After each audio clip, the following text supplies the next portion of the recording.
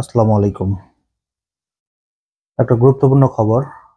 আপনারা হয়তো ইতিমধ্যে দেখেছেন যে বিএনপির নেতা বরকতুল্লাহ বুলু গত ২ দিন আগে কুমিল্লায় একটা সেমিনারে ভাষণ দিয়েছিলেন। সেখানে তিনি একটা কথা বলেছেন জনাব তারেক রহমানকে নিয়ে। তিনি বলেছেন যে তারেক রহমানের নাম নেওয়ার আগে উজু করতে হবে। তো এটা নিয়ে একটা নিউজ করেছে আরটিভি। আমরা কিন্তু বিগত আওয়ামী লীগ সরকারের সময় দেখেছি সংসদে বসে কিভাবে আওয়ামী লীগের নেতা কর্মীগুলো শেখ হাসিনার বন্দনা করত, কিভাবে বলতো তারা যে শেখ হাসিনাকে সম্মানসূচকভাবে হজরত উপাধি দেওয়া যায়, এরকম কথাবার্তা বলছেন। তো ঠিক তারই ফলপ্রসূতে কিন্তু এখন এই কথাবার্তাগুলো বলছেন বিএনপির নেতা কর্মীরা। আওয়ামী লীগের সময় যেভাবে আমরা চামচামি দেখেছি, এখন কিন্তু ঠিক তারই প্রতিফলন দেখা যাচ্ছে। তো খবরে যেটা বলা হয়েছে, বিএনপির ভাইস চেয়ারম্যান বরকতুল্লাহ বুলু বলেছেন গত ২-৩ দিন ধরে কিছু অর্বাচীন কথাবার্তা চলছে। তারা বলছেন জিয়া রহমান নেতা হলে ছেলেরাও কি নেতা হবে নাকি? আমি সেসব অর্বাচীন নাবালক বাচ্চাদের বলতে চাই, বাংলাদেশের মহান স্বাধীনতার ঘোষক শহীদ প্রেসিডেন্ট জিয়াউর রহমান সুযোগ্য পুত্র তারেক রহমান বাংলাদেশের বৃহত্তম রাজনৈতিক দলের চেয়ারপারসনের পুত্র। শহীদ জিয়াউর রহমানের উত্তরসূরি হচ্ছে তারেক রহমান। তার নাম উচ্চারণ করতে হলে অজু করবেন। কুমিল্লা টাউন হল মাঠে তিনি একথা বলেন।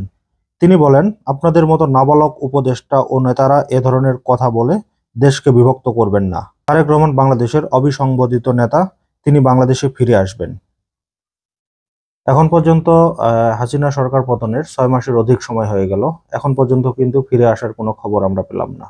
তিনি বলেন তারেক রহমান জুলাই আন্দোলনের একমাত্র দাবিদার। তিনি আরো বলেন, আন্দোলনের সময় কিভাবে অর্থ সরবরাহ করা হয়েছে সে বিষয়ে আমরা জানি।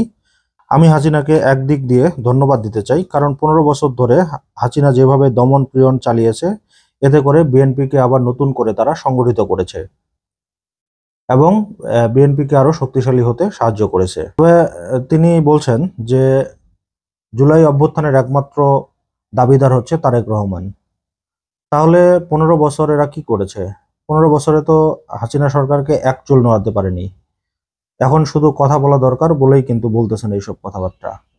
তারেক রহমানের ভূমিকা ছিল, কিন্তু ছাত্র জনতার ভূমিকা এভাবে অবহেলা করাটাও কিন্তু ঠিক হয়নি। এই ছাত্র জনতার জন্যই কিন্তু আজকে আপনারা ক্ষমতায় যাওয়ার স্বপ্ন দেখছেন, আর এই জন্য এখন বড় বড় কথা বলছেন। তিনি আরো বলছেন যে হাসিনার এই অত্যাচারের ফলে বিএনপি বৃহৎ রাজনৈতিক দলে পরিণত হয়েছে এবং বৃহৎ পরিসর আকার ধারণ করেছে। তিনি বলেন তারেক রহমান ৩১ দফা ২.৫ বছর আগে দিয়েছেন। যদি কোনো সংস্কার প্রয়োজন হয় আপনারা করবেন, প্রয়োজনে আপনাদের কোনো উপদেশ থাকলে সেটাও সংযোজন করবেন। তিনি আরো বলেন রাজনৈতিক দলগুলোর মধ্যে মতপার্থক্য থাকতেই পারে, কিন্তু বিভেদ সৃষ্টি করা যাবে না। আগামীতে যদি বিএনপি ২৮০ আসন পেয়েও নির্বাচিত হন, তারপরও তারা এককভাবে সরকার গঠন করবেন না।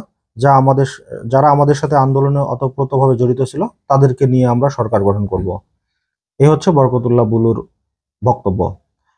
তো তিনি যেভাবে তারেক রহমানের নাম নিয়ে যেভাবে বলছেন যে তার নামের আগে অজু করতে হবে, এই করতে হবে, সেই করতে হবে, এই কথাগুলো কিন্তু এদের বলা থেকে বিরত থাকা উচিত আমি মনে করি।